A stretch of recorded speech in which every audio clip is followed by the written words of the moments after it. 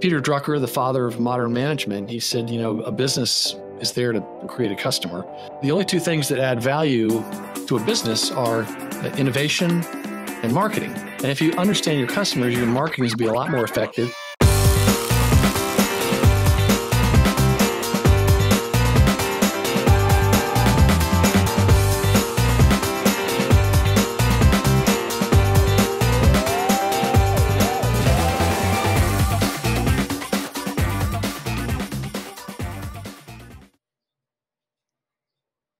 Hi there, I'm Ed Marsh, host of the Industrial Growth Institute podcast. One of the challenges of finding the right path to predictable revenue growth is that there are so many right answers or surefire solutions. And as the saying goes, opinions are like armpits. Everyone has them and they all stink. So if you're a business owner trying to figure out how to grow, how do you cut through all the opinions?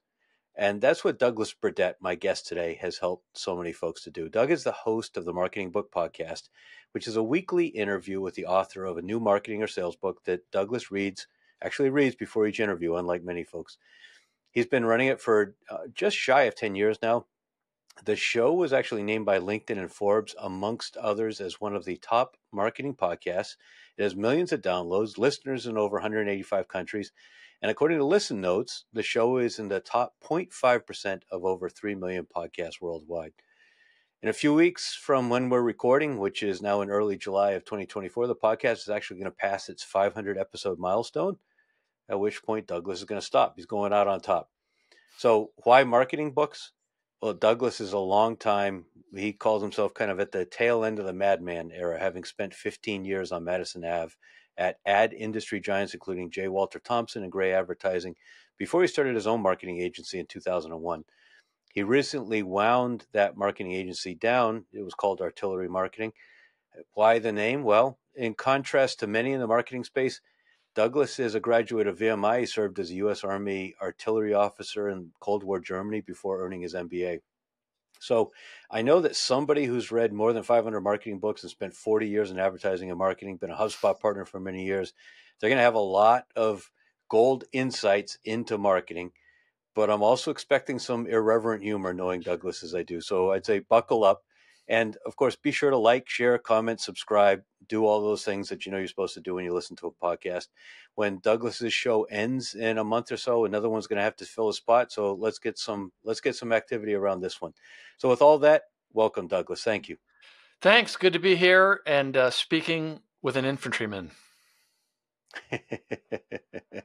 All right. So I want to be clear off the top. It's Douglas, not Doug, right? Well, I answer to both.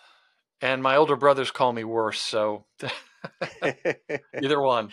I write it as Douglas, but other than that, either's fine. Got it. All right. You communicate, I think, more than anybody else I know with GIFs. Is that a product of your midlife stand-up comedy stint, or is that for efficiency, or is it so that you leave people wondering the real intent? What's the point of that? Well, I was the youngest of 4 children, so I was the funny one. And I like making people laugh. I like entertaining people, and I just like those things. And I have a folder of a few that I use all the time, so it actually is not very difficult. I want to be honest with everyone. Normally, I don't accept any guest ground rules, but I did in this case. You stipulated to me no kind of Oprah-style metaphysical sorts of questions. And I know that you've had some encounters in the past. You're reluctant to agree to interviews when that happens. So I may kind of tweak you up against the edge a couple times. And I'm not going to ask you to share some sort of a philosophical life journey. However, I will say, as a veteran, that part of your journey is an important piece of this conversation for me. I know you come from a military family. Was it expected that you would go to West Point or VMI or the Citadel? Oh, no, not at all. And actually, the reason I don't really answer those questions is because I don't know the answers. And it's not generally interesting for podcast listeners to find out about my life's journey and all that sort of thing. But I was from a military family, and I actually had 2 older brothers who didn't go into the military. They didn't feel any pressure to, and but I thought it was interesting. And I think a lot of people go into a line of work that their mom or dad did, and I started out that way. I certainly was aware of it, so I thought I'd give it a try, and I'm glad I did. Once I got in, I realized I didn't want to make a career of it. Well, maybe But, that's because you but went no into the regrets. artillery. I mean, did you fall for that PR line about King of Battle or what? Well, I figured I would go infantry because my dad was infantry and his dad was infantry and all the way back to the Revolutionary War. But I just didn't enjoy crawling on the ground as much as somebody like Ed Marsh. And then when I was doing some training at Fort Bragg one summer, they made us aware of all the different branches, and I was really fascinated by artillery. So, and I knew they needed field artillery officers, and I knew they needed them in Germany. So I put down field artillery as my first choice, and then I asked them what are the two most popular, and I put those as 2 and 3, and then I put down Germany, and then I said, what are the other two that are most popular? And they said, well, everybody wants to go to Hawaii. So I put that second. So it was really pretty easy. So no, I didn't feel any So you pressure, game and the I found it system. very interesting. For those that may not be familiar, infantry is known as the Queen of Battle. I'm embarrassed. I don't know how it got that name, but infantry, artillery, armor, air defense, artillery, I guess, aviation and engineers. I think maybe now special forces added to it. They're known as the combat arms branches. And there's a fair amount of good-natured competition between them. So a little bit of the ribbing between the Queen of Battle and the King of Battle. Your dad, as you mentioned, was an infantryman, and then I think he became one of the real giants in the development of Army rotary wing aviation. Yeah, he was an infantry officer, a rifle company commander in World War II, fighting the Germans, and battalion commander in the Korean War. And then along the way, the Army realized that aviation was really going to play a much bigger role after the Korean War. So they sent him as a lieutenant colonel to learn how to fly, which is why I was born at the Army Aviation Center. And then he was very involved in Army aviation, 3 tours of the Pentagon, 2 tours of Vietnam doing that, and liked it very much. And then they promoted him again and said, enough of the aviation. You've had your fun. Now we need you to go do a few other things. Got it. Well, and in kind of remembrance of your artillery marketing agency, I had on my desk for many years a hand grenade stress ball. I looked for it in preparation for this podcast. I couldn't find it. I guess somewhere along the way it moved. There it is. That's not mine, but mine Well, was lost there's more somewhere where they moving come between from, Ed, offices. and I'm looking Well, for a place lob to. one mine way, but leave the Yes, pin in it. will do. Will do. I'll All send right, it downrange. perfect. So, mentioning PR in terms of the battle between King of Battle and Queen of Battle. Let's talk about marketing. You spent years in advertising, and something that's always perplexed me. What's the difference between advertising and marketing? Advertising is just a subset of marketing. Okay. So one way to frame that is the popular framework called the 4 Ps of marketing. So you'll meet a lot of companies, particularly in the industrial space, who say, we've grown for 30 years, we've never done any marketing. And I will then say, well, how do you set your prices? And they'll have long explanations. I say, now how do you get your product to your customers? And they'll have pretty detailed explanations. And I say, well, those are part of marketing as well. So the 4 Ps are the product. What is your product? What problem do you solve? And you usually get lots of answers there. Right. Product, price. That's one of the 4. Is how do you price it? And there's so many different ways to price something. That's a big part of marketing is pricing. And Mm-hmm. the 3rd P might be place, which is distribution. Do you go to your customers? Do they come to you? Is it online? That's something. And those 3 are often enough for a lot of companies. The 4th P is promotion. And that could be 25, 50, 100 different things.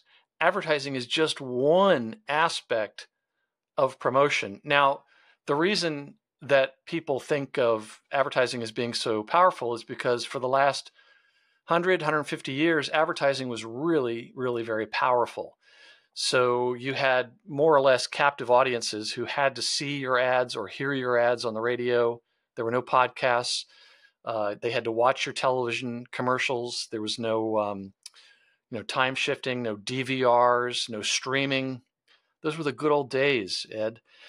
And so, we could run an ad on network television and sure enough, all things being equal, you'd start to see the client's market share increase. Awareness leads to preference. So that's just one part. Now, advertising has, the power of it has declined. It's still very powerful in the right instance. But for a long time, advertising was the 800-pound gorilla. And you would think, well, we need to advertise. And actually, there are a lot of companies that think they need to advertise when not as much as they might think. In other words, we've actually had clients in the past where we got the client and the advertising recommendation after we did a little bit of research about the company was to stop all advertising because their product was so messed up. They needed to make it better before they start promoting it again, because as we used to say in the ad business, nothing kills a bad product faster than really good advertising. So you're going to die, your company's going to die. We're just going to help it die faster. So that's why, marketing, people often say, if I only had $1 for marketing, what should I do with it? And sometimes my answer is, well, I would probably first, before I spent money paying for advertising, is figure out, am I doing everything I can to sell to and help my current customers? That's one of the most overlooked aspects of revenue growth and business growth is selling to your current customers. Too many companies make the sale and move on and don't keep in touch with their customers and find out more about their customers. So, I mean, if I were working for an ad agency, they would have said, don't say that, take the money.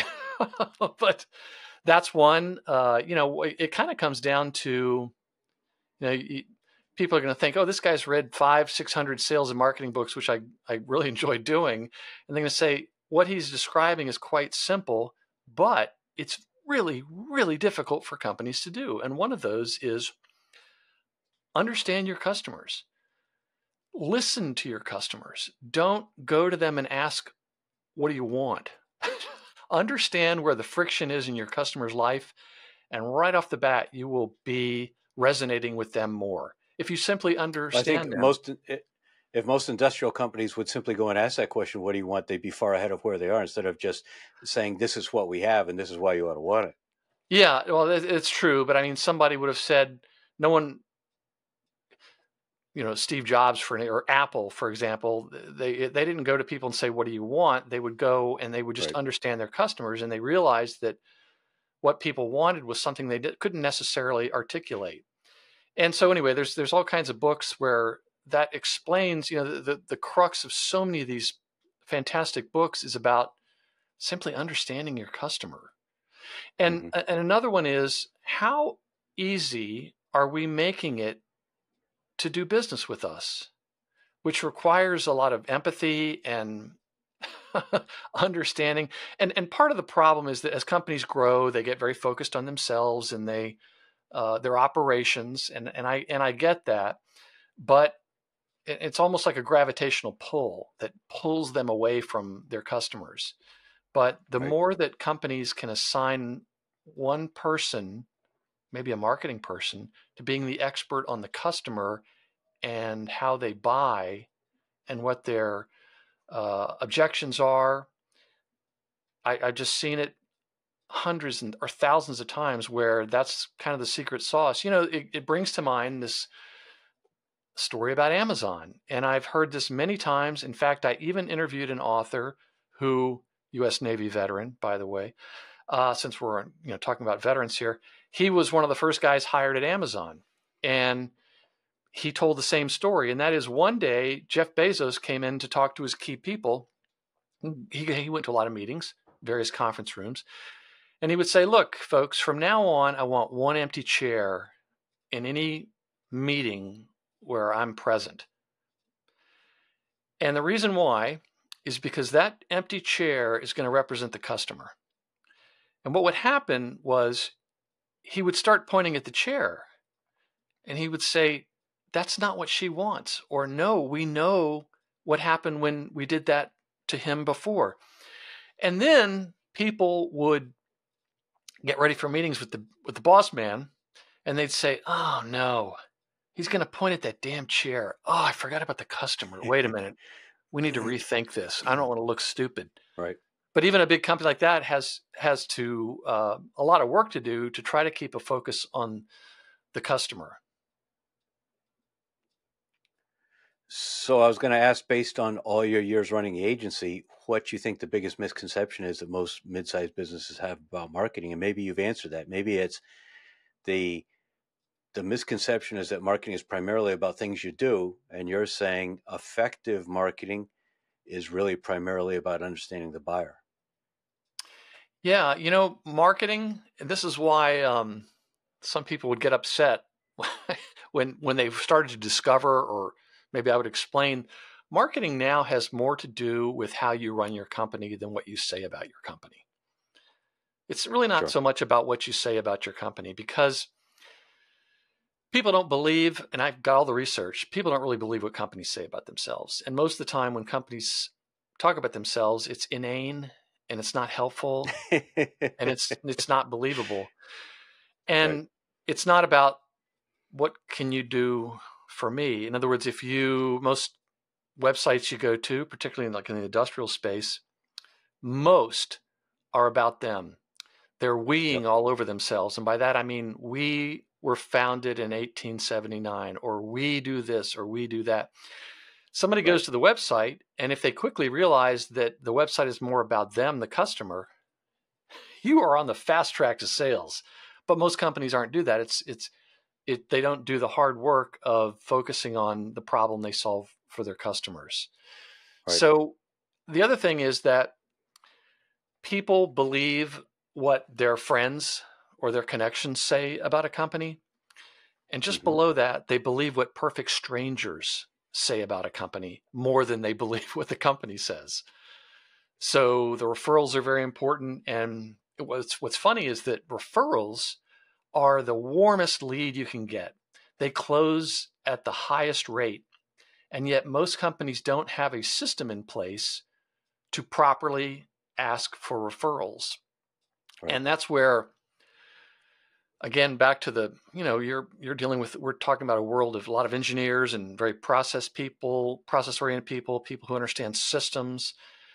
And the way to get referrals is to incorporate that and make it a system of asking. And there are entire books about how to build referrals into your sales process, into what you're doing.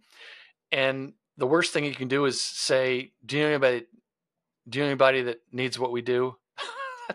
That's absolutely the worst way to do it. So there's books about it, and I can share with you about that. But that's an example.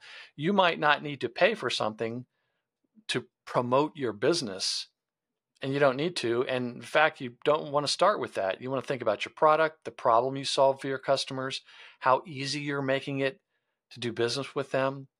And there's a book that you're familiar with called Hug Your Haters by Jay Baer. He writes fantastic books. And he explains that only about 4% of your customers will ever complain. 96% will just go away, and or they will tell people about the bad experience they've had. But when you get a complaint from a customer, that's like somebody throwing a lifeline to you after you've been thrown off the boat. That's really valuable information. And in the old days, you would pay for that, a lot of money to a research company to get that kind of information. It's up to you to listen to it. But most often they want you to hear them and fix the problem. So anyway, I'm sure I'm bursting a lot of perceptions of what marketing is, but it has to do more with the leadership of the company and how you view your customers, how you help them, the kind of experience that they have. So in other words, you've probably heard the Maya Angelou quote, about people will forget what you said, people will forget what you did, but they'll never forget how you made them feel. And so there's a really good reason why smart, growth-oriented companies are sitting back and thinking about, how are we making people feel as they first reach out to us, before they even get to know us, by the actions that we take throughout our relationship with them. Yeah, we're going to talk a little bit later about sales and marketing alignment. But in a world where buyers are 70% of the way through their journey, or whatever the latest statistic is, and where they vacillate between activities and thinking and questions that we normally associate with marketing versus those we normally associate with sales, and they're back and forth between them, the ability of a company through its website, through chatbots, through availability of setting up meetings, through sharing information without long forms, all that kind of stuff, to be able to make the person comfortable wherever they are in their buying journey and connect them with the right person, regardless of what department title that person has, becomes critical. Yeah, make them feel safe. I mean, most of the time, even after they've bought from you, people are worried that they're making the wrong decision. And there's quite a bit that you can do to make people feel like they're making the right decision. And there was even a lot of new research that came out in a book last year called The Jolt Effect. And that was written by one of the co-authors is Matt Dixon, who wrote The Challenger Sale and The Challenger Customer years ago. And what they found out is that during the lockdown, all the field sales folks had to get online. You couldn't go visit like you could in the past. And there are probably a lot of field salespeople that would get on a plane or go drive to see somebody at the very outset, which you don't really necessarily want to do, and people don't want you to do that. But all these, they analyzed like 2.5 million recorded sales calls, which all this great software can do. And then what they did is they had it all the audio transcribed, and they used a lot of machine learning. And one of the things they did is they overlaid the conversations that the top salespeople had, and what were they doing differently from the others? Kind of like the Challenger Sale, where they broke it out into about 6 different types of salespeople, all based on lots of research, and determined that the most effective people were the ones that were comfortable challenging the customer. And it's more to that than being a 24-year-old salesperson who thinks you're supposed to argue with your customer. That's not what the Challenger Sale is about. And what they determined is that most people, even if let's say it's a buying group, they're looking at buying a new, whatever kind of machinery or whatever, a lot of people involved, careers are involved, a lot of money's involved, maybe the future of the company's involved, or it could be software or something like that. They know they need to make a decision. They're standing on an anthill, more or less. And that's what salespeople have traditionally been quite good at, helping them understand that the fear of change is greater than the fear of same. In other words, you've got to move. And we don't like that. Right. We don't like having change. It's risky. But what they found out in this research is that like 87% of all these sales, the people, even though they knew they need to make a change, they were actually more afraid of making a decision. I don't think we all realized just how terrified people are to make a decision. So in a lot of the corporate world, and I'm sure you're familiar with this, there's more risk in making a decision. And it's actually probably even more prevalent in the business to government world. There's almost nothing to gain by making a big decision. And so they then lay out in the book the things that the successful salespeople did to help people get past that last part. Whereas traditionally a salesperson would just continue the fear of missing out, all the way to the end. And it's actually not helpful. Right. It's counterproductive. You've got to stop back and just say, okay, they understand they need to change. That's not the finish line. We now have to get them past this second hurdle. So interesting stuff for sales and marketing nerds like you and me. Yeah, I think that's a huge book, because it really does sit at the intersection of marketing and sales, and how that relationship needs to be managed. I love the visualization of a Rubicon that the prospect passes from the FOMO stage, the fear of missing out. We got to make a change because we can't keep doing what we're doing, to the FOMO or FOFU, depending on whether you're R-rated or not, the fear of messing up. stage. And That's a great way to put it. say, geez,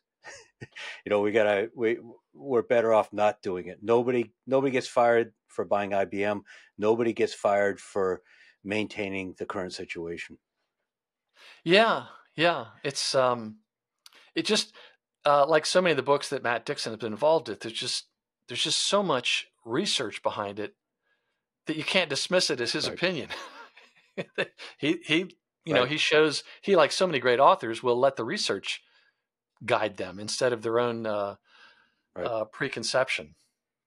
So yeah, people realize the wolf's at the door. They've got to change, but then they just don't want to be the one to pull that trigger. And that's why 40% of deals are ending in no decision. Yeah, and the folly of a lot of that is people think, oh, they're happy with the status quo. Not really. Sometimes. Right. But most of the time, they're just too terrified to make a decision. Right.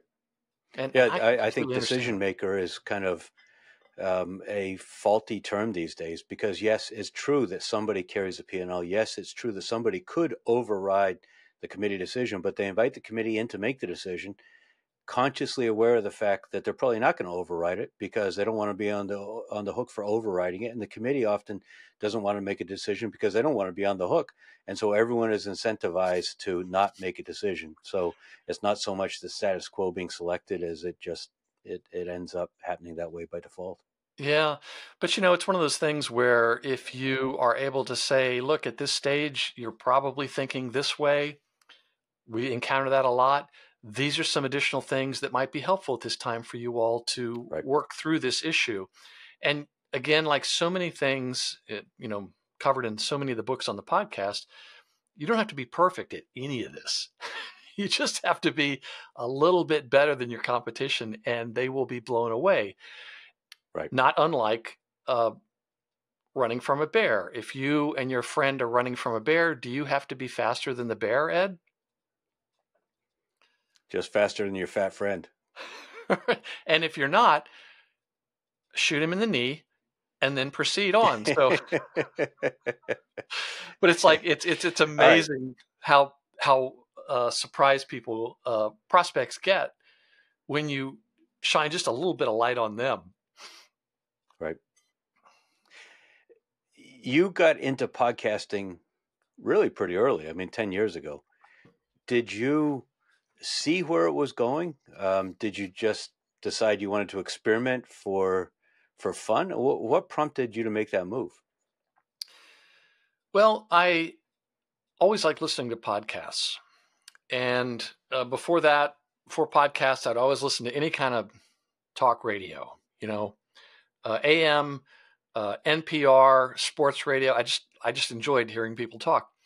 And so when the first marketing podcast came around, it was back before we had these nice iPhones, plug the little player into your computer and upload a new episode. I just loved it. And I always enjoyed listening to marketing podcasts. And I particularly enjoyed podcasts where authors were interviewed. And so in 2014, I said, I think I might want to do that, just because I learned so much by listening to these authors talk, and I enjoyed reading the books and got to meet a few authors at conferences and things like that. And then one day I said, I went on GoDaddy, and I looked up and saw that marketingbookpodcast.com was available. And I said, I don't have any excuse now. That's a sign that I gotta do this. And so I just thought, yeah, let me give this a try. I think I could do that. And I've made 11 videos in my studio in the office, pitching these 11 different authors, saying, hey, I'm going to start this podcast. Some of them I had met before. Said, I'd like to know if you'd be interested in being one of the first guests. And ultimately, I interviewed all 11. One of them was a delay just because he didn't have a book for a while. But so I started it. And it was one of those things where I did not start the podcast for a business reason. I started it more or less as professional development, as performance art. It was kind of like having a workout friend or a running group, or recently I joined a rowing club, and you go because there's 7 other people that are going to be in that boat. They're kind of counting on you. So Right. I just kept it going. And I think I would have done it even if I didn't have that many listeners. It really wasn't sort of the point. And so next thing I knew, after about a year or two, I was getting contacted by a lot of authors, and I got on the list of all the publishers, and started hearing from listeners around the world who liked it and thanked me for it. And I mean, there's nothing better than that. It's probably like being a Right. volunteer church organist where people thank you and you want to keep doing it because you want to help and do that sort of thing. And so I just kept going. But what's interesting is that I did it for very personal reasons because I wanted to keep learning, and I didn't want to feel like a Don Draper dinosaur ad man. But I gave a talk recently at a big conference not a big conference, but a very nice conference in Wisconsin called Experience Inbound. And they asked me, can you come and just talk about podcasting? And I said, sure. This was the 10th year, and they had a lot of people in previous years saying we'd like to learn more about podcasting. So I came and gave this talk and explained, this is tied to, did I just want to try it out? Most podcasts never make it past 7 episodes. And I just read the other day that like 90% of podcasts only have 3 episodes.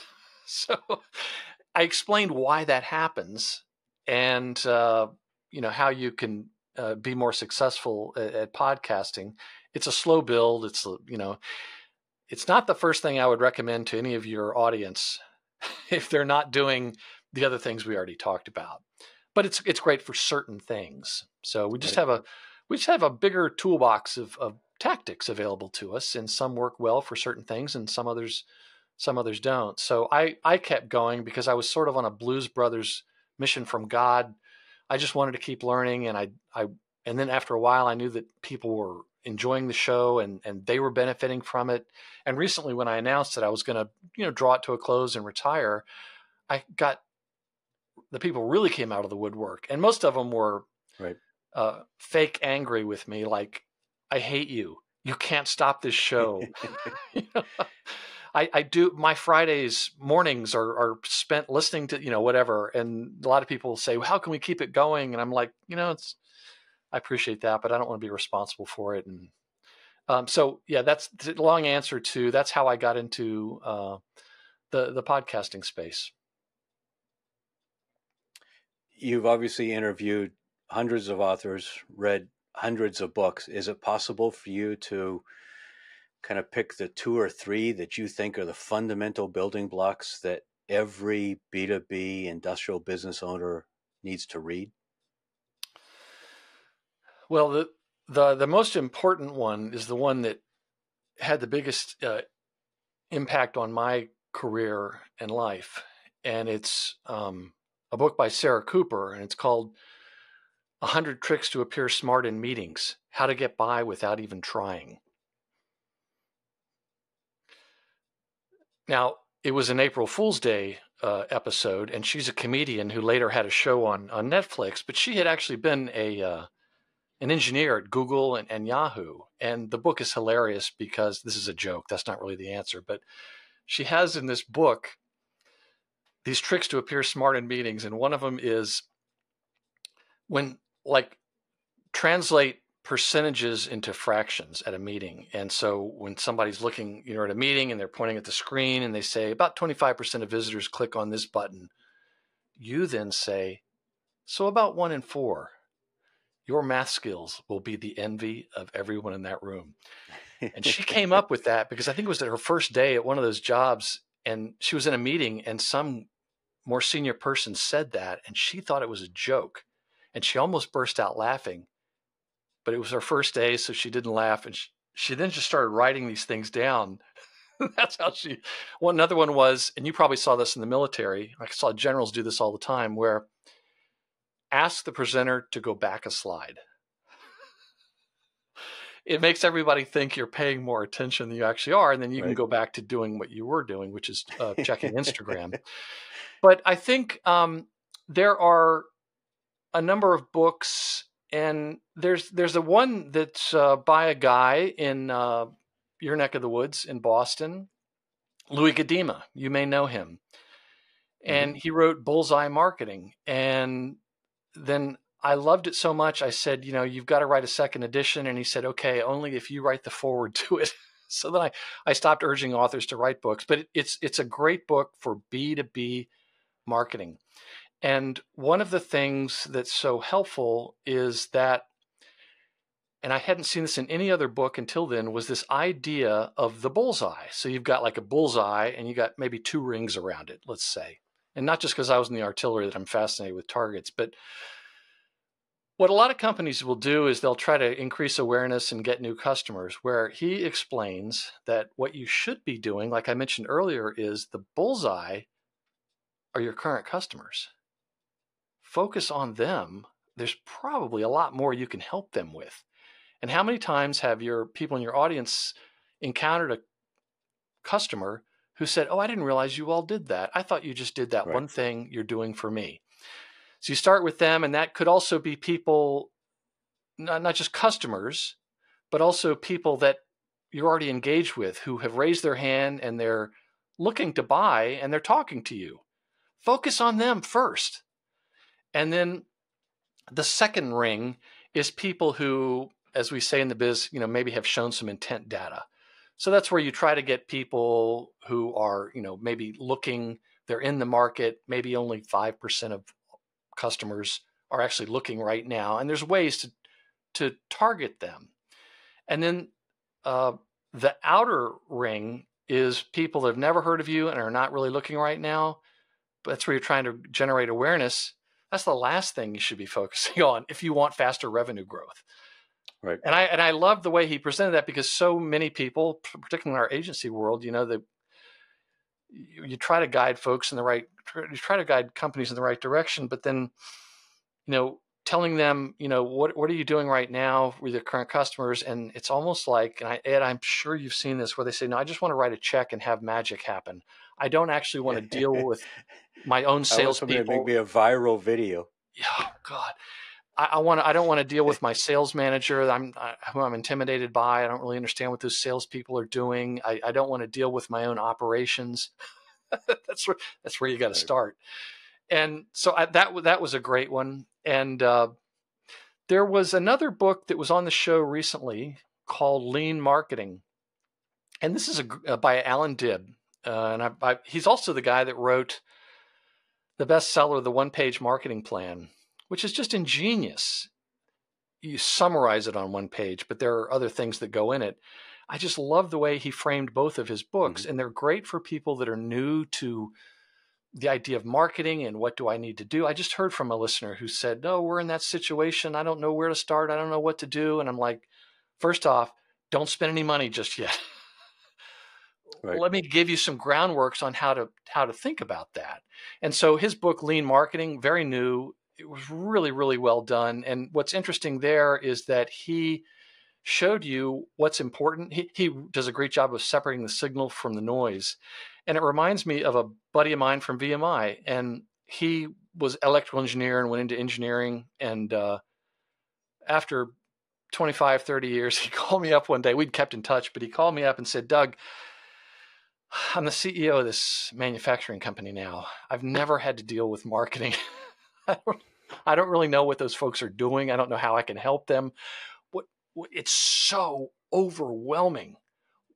What do I need to do? Explain this to me. This is like a private conversation. And in about 45 minutes. At least he asked a question, though. So often they just decide, okay, we'll do another trade show. Yeah. Well, maybe that's why my friend Frank was so successful. But he was like, what's the deal? And right. None of these people are dumb. Okay, it just wasn't something it wasn't problems they had spent their career solving. And after about 45 minutes, he was like, "Oh man, thank you. Now I see what we're trying to accomplish." And he probably thought it's all about advertising. Not at all. Not at all. Right. So those are 2 books that pop into my head very quickly. There were also some books on the show about how to sell to technical audiences, which might be helpful for your audience.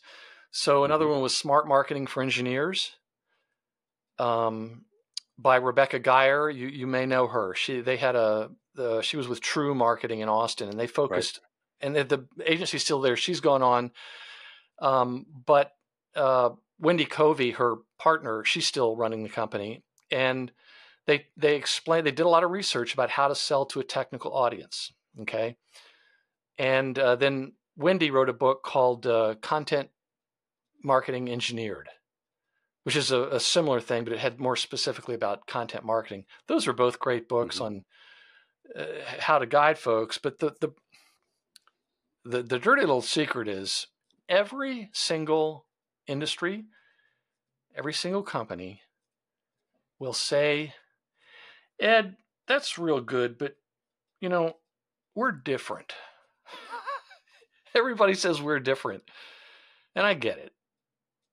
But as Marcus Sheridan, the author of the great book, one of my favorites, They Ask You Answer, that's another good one for people that are new to this. And we used it a lot for clients. Is that, we're all in the trust business. We just happen to be selling CNC machines, or we happen to be selling consulting services, or we happen to be selling,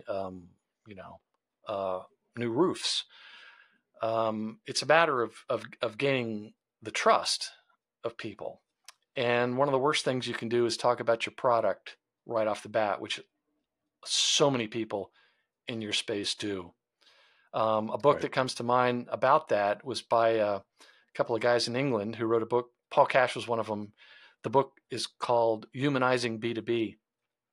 And it's the best book I've read about why starting with what they call speeds and feeds, product features, is one of the worst things you can do. And they explain it. They have all the research that show what an emotional purchase a B2B purchase is. A B2B purchase is much more emotional than buying the wrong roofing job for your house. It's your career is at stake. People are going to remember forever you made the wrong thing. You might put your business out of that's why there's so many people involved in these purchases.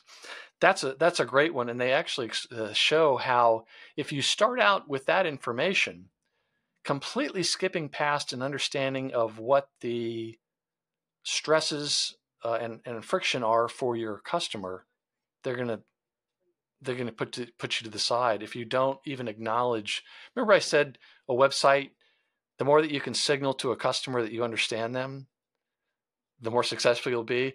They follow the same idea. The other one, the second edition of They Ask You Answer, is a great book for B2B people, I've found, and we used it a lot for clients, and it was really successful.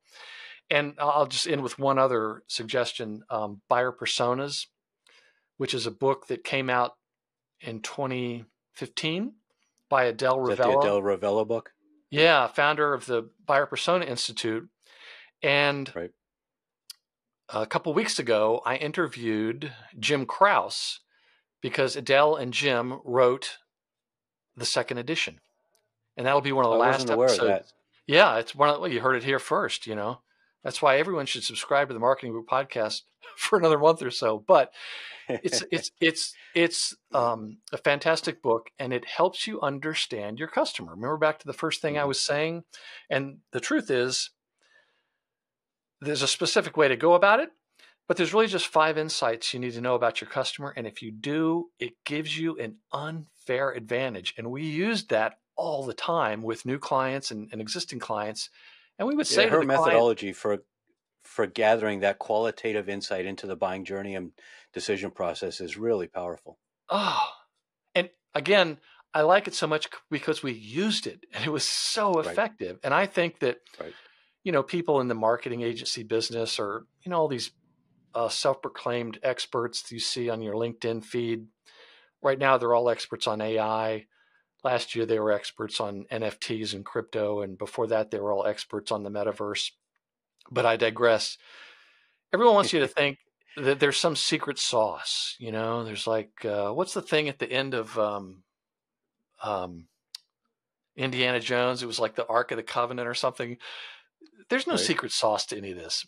But I think the closest thing to it is understanding your customer. And that's where this book, Buyer Persona, comes in. My last content director, former business journalist, and former journalists make excellent content marketers. It it was the first book I had him read. And basically, it's 20 to 30-minute interviews with a series of customers. You got to pick the right kind of customer, and the book can explain that to you. But what would happen that was so funny to me is we would say to our clients, look, we're going to go do these interviews. We need to speak to certain types of customers, maybe even some that didn't buy from you, or some that represent groups you want to get more of. And so they'd say, yeah, that's great. Well, you go do that marketing thing. I'm sure you've heard that before, Ed. So then we would interview them, following the guidance they had.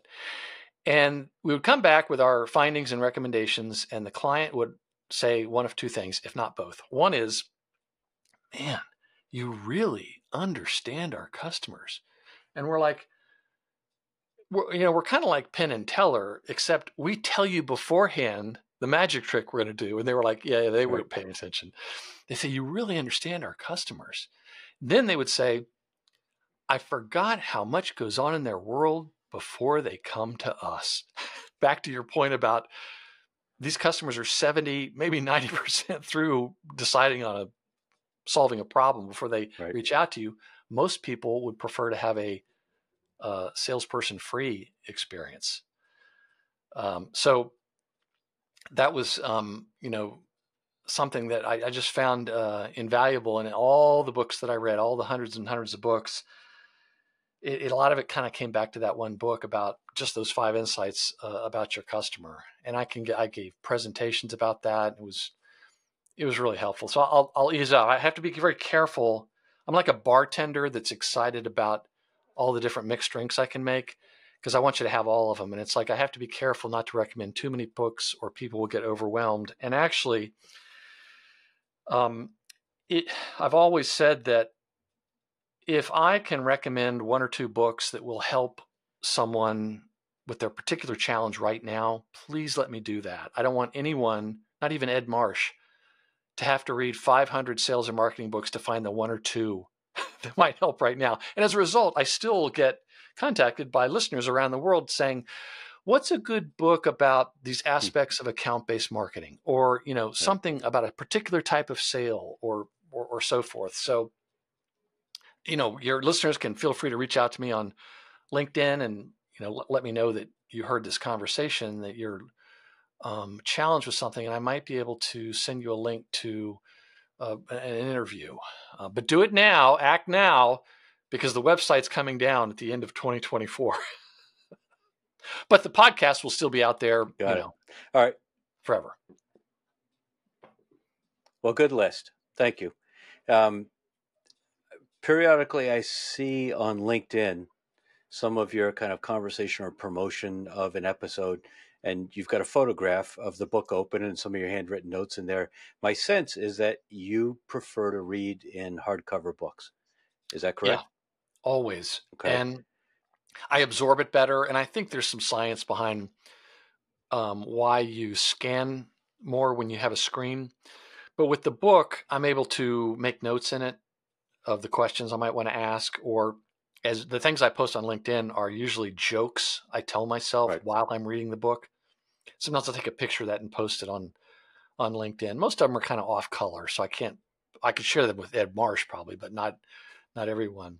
So yeah, I do that. And over the years, what I would do is I would hear from a lot of authors, and they'd say, hey, I really like to be on your podcast. And the first thing I would say is, great, here's a link to a video explaining the types of books I feature, because to make sure yours is a fit, And if you want to be considered, you need to send me a hard copy of the book as a next step.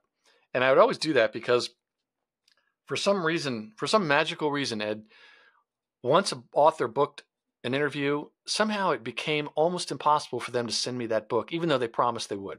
So it was a practical reason. But also I wanted to evaluate the book and see if a variety of things, because over the years, I had one guy come on the podcast who was a friend of mine who I had known even before I started the podcast. And I told him I was starting the podcast. And I said, all right, do you have a book? And he says, yeah, I'm thinking about one in a couple of years. And I had him come on, and I enjoyed the interview. And it was a first-time book, and it was self-published, and it wasn't as good as the other books. And I heard from listeners around the world, and it was like, oh man, what a nice problem to have. Now they're relying on me. So I really had to be careful about which books I would, because basically being a guest was an endorsement. So I guess So that made me do you see any kind of dissonance between the fact that you're doing this in an audio format, but you're not using Audible, you're not using Kindle, you're using hard copy? I'm not sure I understand. So the way, I guess, well, so let me ask the question differently. Was your idea of the podcast as a proxy for reading for people? So in other words, they could listen to the episode and get the essence of the book without reading it, kind of like Cliff Notes? Or was it to help people discover books to read? The latter. But Okay. actually, as I said, it was really more about me and my needs, Ed. Mm-hmm. But it was, what happened was, yes, a lot of people would listen and they would catch a lot of the key points from the book. And I would usually ask questions about things that surprised me or that I thought would be helpful. What I later found out was that a lot of people would listen to the podcast to decide if they wanted to spend time reading the book. It was never about the money of buying a book. It was all about, do I want to spend 2 weeks reading a book or spend time with them? And they're just trying to, I'm the same way. When I read a book that's not about marketing or sales, I'm like, I want to read the sample on a Kindle maybe, or, I don't want to waste my time. It's kind of like watching a movie and you start a movie and it's like, this is terrible. I don't want to keep watching. Do you ever use Audible? No. No? I've listened to one audiobook, and it was Joe Polizzi, founder of the Content Marketing Institute. He'd been on several times, and he wrote a murder mystery, but it was about a marketing guy. And he said, hey, can I come on and talk about this book? And I thought, oh, wow, that sounds like a lot of fun. And what he was doing, which was very significant for content marketing and building an audience, is what he did. And this is a little bit in the weeds, but he released the book as a podcast. Each chapter was an episode, but he released it all at once with a professional actor, voice actor. And then what he did was he released it as an ebook, or a Kindle book. Once he got that feedback, and then finally, after maybe making a few recommendations or changes, he released it as a printed version. So I had to listen to the audio book, and I really had to pay attention, and it's a little slower. And what's probably amusing to you and me is that one of the characters was a Vietnam vet, and there was some murder mystery. So there were some issues about weapons that were being used in the narration. And I contacted him right away and said, no, that's the wrong term. You might want to go to a gun store and get some information about what some of these. Glock doesn't make a revolver, for instance. Stuff like that. But only a small number of people like you and me would find that amusing. So that's the only one I ever listened to. And there were very few that I read. In the early days, I read some Kindle versions. And then once I hit the 400 book episode, I reached out to a number of those authors and said, I bought your Kindle, but I collect all the audits, as many as I can, autographed copies of the books.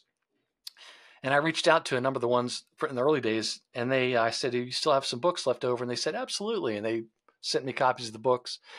Recently, for the Buyer Persona book, was the first one in a long time where I had to read a digital version just because I wanted to interview him, and the printed versions weren't quite ready. But normally I would ask an author to wait until they could send me a printed version. And there's actually one more I'm going to read digitally, and then they promised to send me a hard copy. So with hardcovers, you're taking marginal notes. How do you? I mean, you seem to have an encyclopedic recollection of the essence and the key points and the data points and the authors and all of that kind of stuff about these books, which I find remarkable. But maybe sometimes you struggle the same way I do to recall those details, and I'm wondering how you surface those notes if they're all in the margin of books. Well, there's what I'll do is I'll just write down things that interested me and maybe a question I could ask, because I'm reading the book thinking about preparing for the interview right off the bat. Of course, you have to understand and absorb the book, which I just love doing. But I'll figure out what questions I want to ask. Then the day before, I will do what I call a flip through, and I flip through the book and look at what I marked up. Then I come here to my desk and I put on a headset and I pull up the script from the last week, make a new copy, and it's for this new author. And I will then use Google Documents and I'll dictate the questions I want to ask. Because after I do a flip through, I'll realize, no, I don't want to talk about that. I don't want to talk about that. So that's kind of how I do that. For one that's digital, what I have to do is I have a tablet and I'm reading that, and then I have to have my iPhone available, and then I will dictate into that the question I want to ask or whatever, and I'll say what page it is. It's like Evernote. There's a lot of software that can do that. But so that's kind of how I did it. So it's a little bit of a culling exercise, and then there's a few questions I always ask at the end, and then usually getting their bio is pretty easy for the introduction. Right. So kind of a little bit of a system, and then after in the past I would have an employee edit the episode, and then I found out a few years back that a lot of podcasters, even people that could afford to have anybody edit these things, they would still edit the episode themselves because it made them better interviewers. And I thought, oh, that's interesting. So I started doing it myself, and even to the point where I would still edit it myself, and then I would hand off that audio file to someone else to take care of all the details. But now I do it all myself. But the reason I'm mentioning that is I use Teamwork. Any kind of software where you've got templates and checklists, there's about 75 steps you have to follow that I have. It's nothing more than what you would see a pilot do, where I did that. Oh, I forgot about that. And it's all in a certain order, and it makes it go really fast and usually zero defects.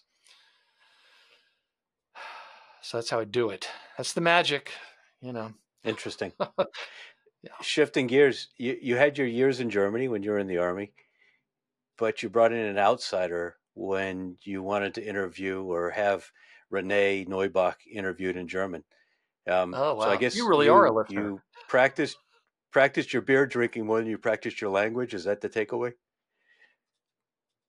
Well, perhaps, but you see, I thought that my German improved if I was drinking German beer. Kind of like if you are drinking beer when you're skiing, you think it improves your skiing, but really all it does is it improves your perception of your German or your skiing. Right. So, but Renee Neubach's a friend, and I knew he was coming out with the German version of the Ask You Answer, which we mentioned earlier. And then there was another listener in Germany who I knew he had a podcast, but it was in German. And I said, that might make for a fun interview where you could interview Renee, and they had a lot in common. They met, and the whole thing would be in German. So we started out in English, long enough for me to say this is going to be in German. Right. And then tell us a few stupid German jokes, which my German and Austrian friends tolerated. And then they did that one. So I just thought it was kind of a fun thing to do, and I wanted to do what I could to help my friend Renee. You obviously have access to a lot of data over the years, and I'm wondering, based on, say, the top 10 or 20 episode downloads, putting aside the title of the book and the author of the book, are there themes that you sense resonated the most with listeners? Yeah, I would say, well, there are a few. There was one author I've interviewed 5 times named Philip Kotler, and he's the father of modern marketing. He's 93 now. And sharper than you or I probably are or ever were. And he is so well known around the world that everyone would listen to his interviews. Right. And with good reason. The other thing is that the more practical the topic, the more listens that I would get. But again, I'm not the best example because, something about content marketing or, how to make your website more effective or things like that. So if you had a book about purpose-driven marketing, it might not have done too well. I didn't have many of those. And that was fine because I would pick, I'm kind of like a lot of your listeners. I'm interested in the revenue and the profitability. And if I had someone pitch a book to me and I thought that a CEO or a head of sales would think that is arts and crafts party planning for people who work in the make it pretty department, that's marketing BS, I would tend to agree. Mm-hmm. And I would say no. And that's why I had over 70 books about sales on the show. Right. or books about sales and marketing alignment, or books about revenue, or books about allocating your marketing based on the profitability of which customers. A lot of companies are marketing to unprofitable customers. Again, mm-hmm. Don't going to go down that rabbit hole, but I would look and see if something was practical. I just wasn't interested in la la land of marketing. So I tended to want things that were. Your audience must be largely marketers, right? I mean, it must be a relatively small percentage that are those business leaders. Well, it's again, this is not probably the right way. Because I had an enormous audience doesn't mean everyone should have an enormous audience. This is just sort of like me being the Pied Piper, and I've attracted a lot of listeners. But the audience is quite broad. So it's a lot of marketers. But I've, based on the ones that have raised their hands and asked me questions, or I've gotten to meet, it's a lot of business owners, even small business owners. One guy owns a car, an automotive service company in St. Louis, doing quite well. And then there's also Fortune 500 CEOs, there's CFOs that listen. A lot of academics listen. A lot of them had their students listen. A lot of young people starting out. But what was always so interesting to me is the number of salespeople that were listening to the show. Either that or they were the most talkative because they were listening very closely. And I think it brings to mind something from a book by Mark Hunter, a sales book called A Mind for Sales. And he told this story. He had worked in marketing and sales at Fortune 500 companies. So he understood marketing really, really well. But he's known as the sales hunter. And he told the story of one client he was helping. And the company owner said, look, there are these two young salespeople, and they're really, really doing well. They're selling a lot. And they were starting to think they were doing something illegal or underhanded or whatever. And they said, can you spend a little more time with those guys and just see if you can figure out what's going on there? Well, he did. That's not really why he was hired, but he says, sure, I'm gonna be dealing with all the salespeople.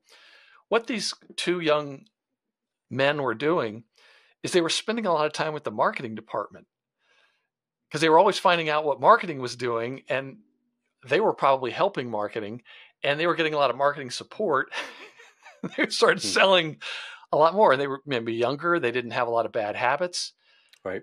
They were doing what they were told, but I thought that was really funny. And that I often theorized that was why a lot of salespeople listened to the show, not just because I have a lot of books about sales, but because I was a marketer who was interested in sales. And that's why a few times on episodes, this comes back to Douglas Burdett and Ed Marsh, I would say that, there's a reason why the U.S. Army sent their artillery officers to the infantry officer advanced course, because the more that artillery understood what was going on with the infantry and what the infantry needed and how they thought, the more effective they were going to be as artillery officers. 100% true. And that's why so many authors, sales book authors, had said, marketing people should be spending at least one day a month with salespeople. Mm-hmm. And they're frighteningly, some authors have talked about how salespeople and marketing people weren't even in the same country. They weren't in the same city. Right. If they were in the same building, they hadn't met the salespeople. And it's just a problem. That's why you want to get them as close together. And that's why. So anyway, as you can understand, there was in that talk I gave in Wisconsin, I was joking. I said, in the field artillery, there are certain things that are really very important to have, like howitzers, projectiles, powder, primers, survey equipment, fuel, food, water, a lot of training, mechanics. And then I would ask the audience, all of that is worthless if you don't have one thing. And I would ask them what it is. And the answer is a target. All of that stuff is completely worthless if you don't understand what the target is. Now, sometimes the sales folks need help picking the right prospect. And that's fair. But otherwise, if marketing doesn't understand what sales is doing, you're as worthless as an artillery unit just firing off into the wild blue yonder, completely oblivious to what the infantry is trying to accomplish. And I don't mean to set aside the armor, but come on. Yeah, I think of armor as being earlier. In support of infantry.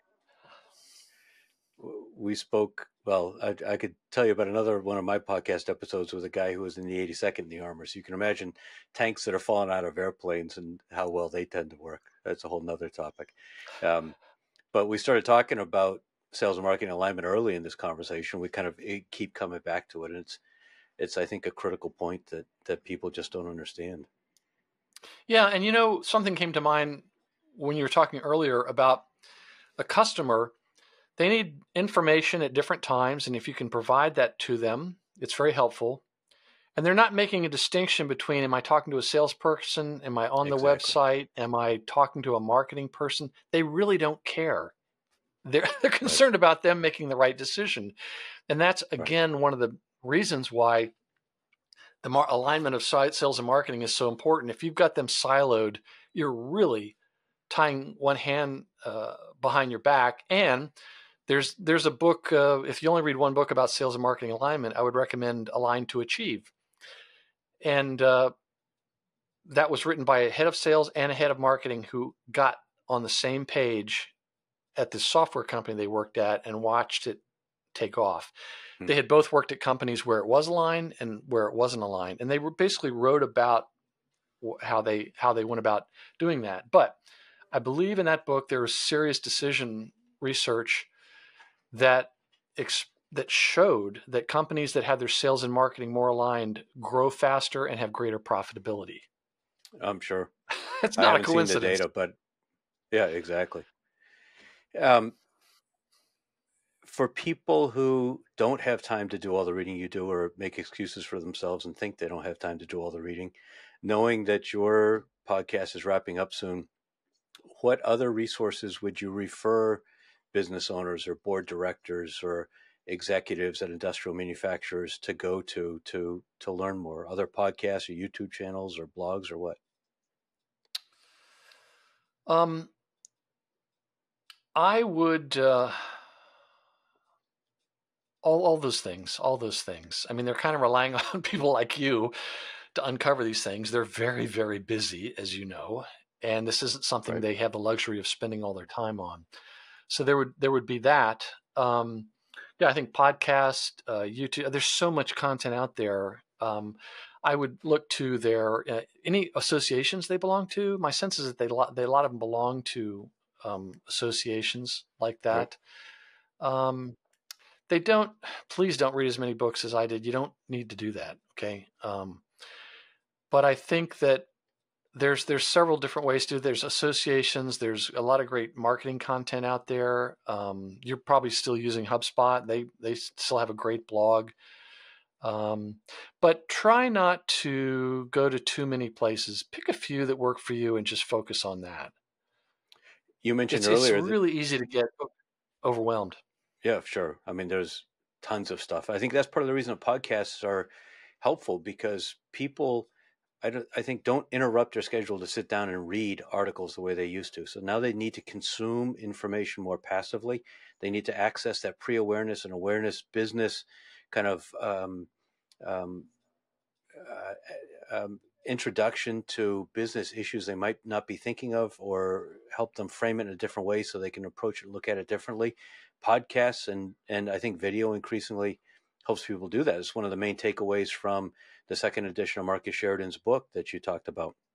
But going back to your start with podcasts, you said you enjoyed them. When you consume a podcast now, what speed do you listen at? Oh, I always listen at the normal Do you really? speed.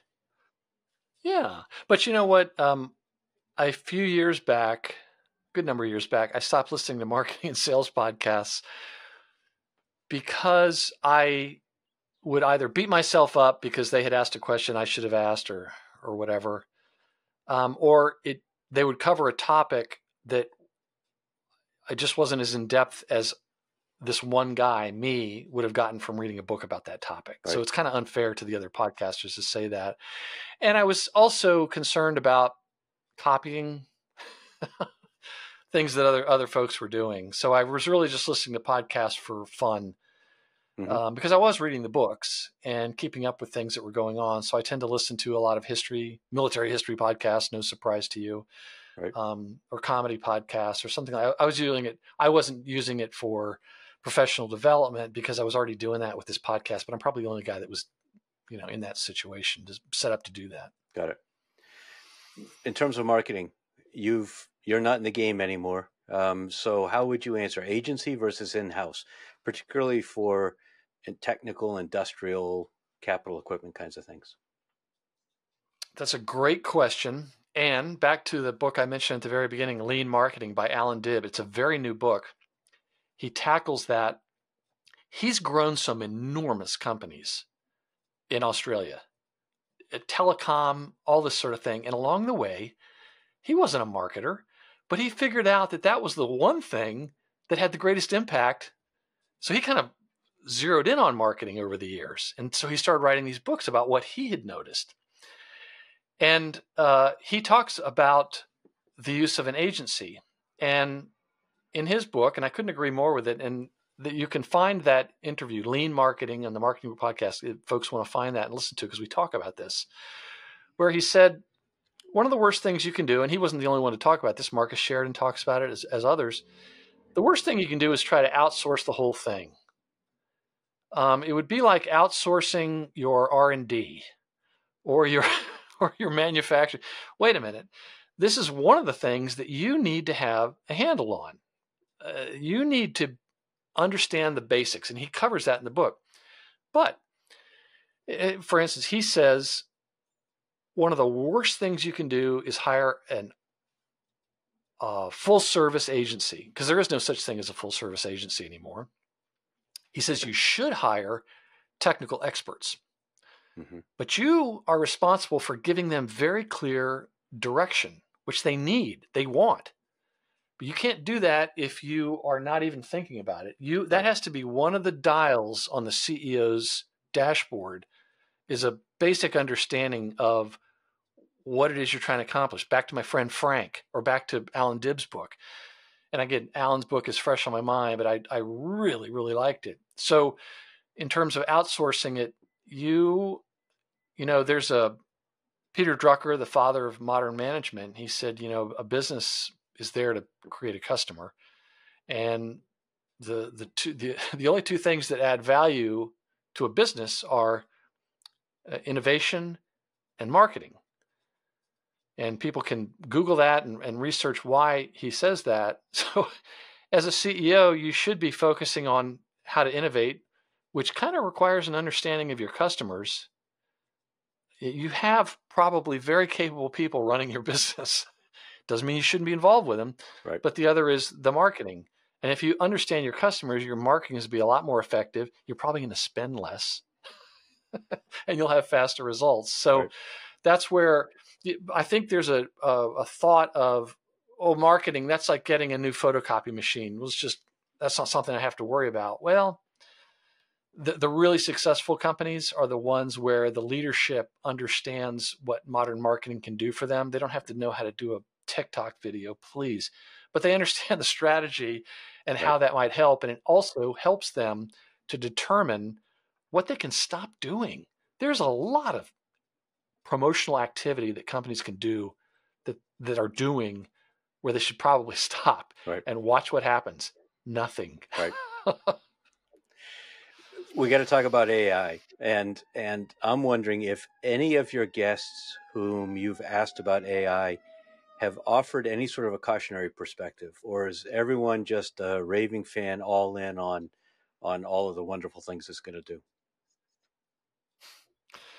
No, but I'm a little bit older, and every 5 years or so, something comes along where they say, oh, this is the new thing. Everything is going away. I can remember in the late 90s, there was this .com thing. And I can remember having clients who would say, look, brick and mortar stores are going away. Okay. It's all this or it's all that. Again, back to the experts on LinkedIn every 2 or 3 years. Right.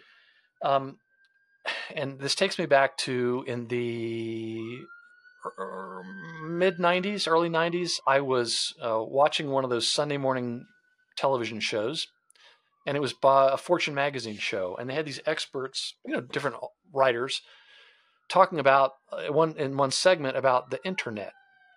And they didn't quite have a handle on what does that mean? And they were saying, they were kind of speculating on what they thought was going to happen, and they were doing their best. And one writer said, well, and he was different from the others. He goes, I think it's going to have more to do with the computer on the desk rather than television. This is the early days. And he was right, but they just didn't know. And I kind of think that's where we are now, where there's a lot of self-proclaimed experts and there's a lot of wailing and gnashing of teeth. I think that it is a fantastic tool for certain things. And I just saw something the other day, and I've read this in a few books about how you're not going to lose your job to AI. You're going to lose your job to an employee or a business that is using AI. Right. So it's a wonderful tool. And at that conference in Wisconsin, Andy Crestodina was there, and he's written an excellent book called Content Chemistry. And he's coming out with the 7th edition because it's got a lot of AI in it. That's one of those desk references, like one of those 5 books that some of which I've mentioned already that every marketer has found very helpful. And he gave this wonderful presentation about how he has used it. Now, he's using it simply as a research tool. It's not writing anything for him. And it's speeding things up tremendously. So there's a lot of doomsaying out there. And there have been a few books I've had on about AI. And there's a guy that we both know named Paul Reitzer at the Marketing AI Institute. Right. And he's written a book about, AI and marketing.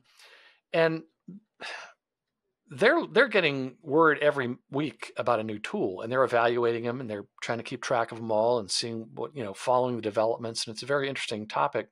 That book of Paul's, he is explaining a framework for how to think about it, how it can help you.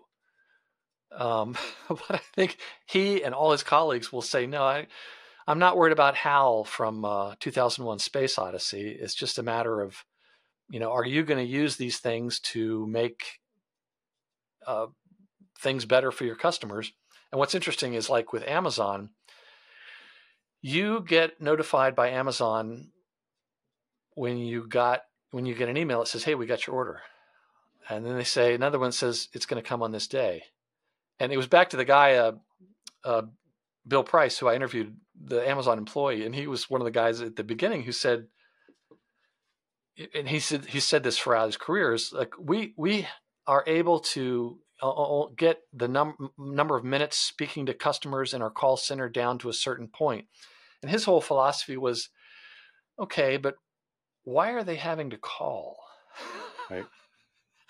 Because they don't really want to have to call. And so that's where, like at Amazon, they were like, oh, everyone wants to know if we got their order. Why don't we just send an email? Right. And so there was another book recently called Blue Goldfish 2.0 by Stan Phelps. And they explain, they show hundreds of examples of companies that are using AI to simply help make things better for their customers. What happens is, because Amazon can tell you what day your package is going to arrive, it's called the Amazon effect. Everyone expects to be able to be told that. And I can remember hearing the story about this MRI manufacturer, machine manufacturer, and they weren't able to tell the medical practice what day it was going to arrive. I don't know if you've ever had an MRI, but those things are big. Sure. It involves a big truck. Right. And the medical practice kind of has to be ready for it. And they still couldn't say, well, it's going to be there on the 25th. And the problem was they would say, yeah, but our competition doesn't do that. And the point is, yeah, but your competition isn't any better than you are. If Amazon can tell you when your box of chocolates are going to arrive, you should be able to tell. So it creates this expectation. Right. And I think that's where AI is it's really no different. People are going to say, well, you're able to know enough about me to make good recommendations, like for stuff I'm buying or based on the kind of motorcycle I have or what shows I'm watching or what kind of books I have. Why am I having to work harder with you Sure. to deliver the kind of serious service I want? And then they say, well, all right, but this other guy's doing it, so it's easier. Yeah, I think the Goldman Sachs report from about 3 weeks ago is really an important counterpoint to a lot of the hype that we hear. And there's no doubt that it improves efficiency in a number of ways. The question is whether the financial model supports an efficiency boost. I mean, really, the only way the financial model of AI works is if it fundamentally changes the way things get done. And it's at this point looking increasingly unlikely that it does that. And so if what we're talking about is an efficiency boost because it helps you research faster, if we were really paying our share, if you will, of the cost to build that infrastructure and the power infrastructure to support and everything else, that efficiency boost isn't worth what it's going to cost. So it's going to be interesting to see how it shakes out. Yeah, it does. And that's where just because you can do something doesn't necessarily mean you need to. Right. And it doesn't, it's like marketing. It's like not everybody needs to be doing all these things. Right. So yeah, that's just, I'm not familiar with that report, but just on, I listen to the Wall Street Journal news podcast. It comes out twice a day, and they were talking about how there was some sort of earnings expectations, and they were talking about how is the business case there yet? Right. Again, people should Google the Gartner hype cycle, which Sure. I'm sure you're familiar with, which is like everything that comes out. There's this over expectation, and then this, I think that's called, and then it goes down, and it's the trough of disillusionment, I think. Trough, yeah, something like that, the slow of disillusionment or something like that. And then over time, slowly later, it starts to catch up. But by then, a lot of people said, right, that's stupid. That doesn't work. And right. Think back to the internet, the advent of the internet. It was like, oh yeah, bricks and mortar is going away. No, it just made everything a little bit better. But there were a lot of there was a lot of carnage. And in fact, I think the Super Bowl just before the .com crash, over half the Super Bowl commercials were for these .com startups, and almost all of them went out of business. Right. That's just such a great case study. But I sound like an old man yelling at the clouds here. But. All right. Well, we'll wrap up then. That's a good point for us to wrap up before we date ourselves or kind of act silly. Thank you for your insights. Thank you for your patience. It's intimidating to interview somebody who's a vastly more experienced interviewer. So thank you for not calling me out or embarrassing me along the way. As we wrap up, any particular thoughts that you want to share? Well, I think you're a very good interviewer. And I sound like a good interviewer simply because I read the book. So that's helped me prepare for it. No, I just think that if I can help point somebody in the right direction to a good resource, any of your audience, or a book recommendation or whatever, please let me know. I'm not available for hire. I'm retiring. I don't want to work. I want to bang on the drum all day. So, but I would like to help folks if I can certainly do that. And I hope that we can keep in touch given our many shared interests, Ed. Absolutely. I look forward to that. Thank you very much for your time. I appreciate you joining me today, Douglas. My pleasure. For everyone listening, you know what you need to do. Please like the episode, share it, comment on it, subscribe to it. And thank you for spending time with Douglas and me today listening to this conversation.